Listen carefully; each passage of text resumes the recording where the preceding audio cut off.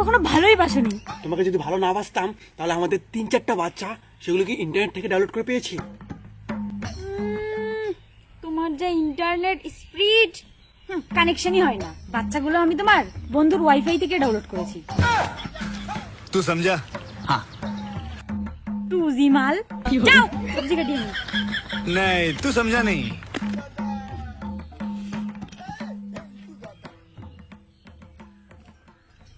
আমার আর বাঁচতে ইচ্ছা করে না, এই জীবনে আর আমি রাখবোই না। এ শোনো, একটা কথা বলবে। কি? আমি যদি মরে যাই তুমি অন্য কাউকে বিয়ে করবে?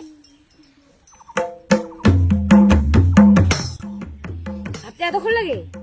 2 মিনিট সময় দাও। কেন 2 মিনিট সময় দিব কেন? রূপালীর সঙ্গে একটু 2 মিনিটে আলোচনা করে নিই।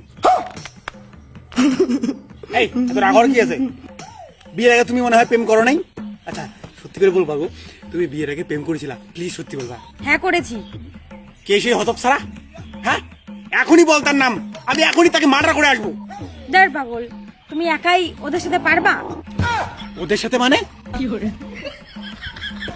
এই কতগুলা? ভাল্লা ভাল্লা চ্যাংরা। হ্যাঁ কি করতে চাস?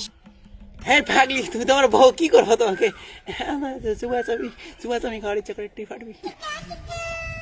আচ্ছা তুমি আমার এমন কি জিনিস টিপতে চাও যেটা তুমি টিপতে পারো না?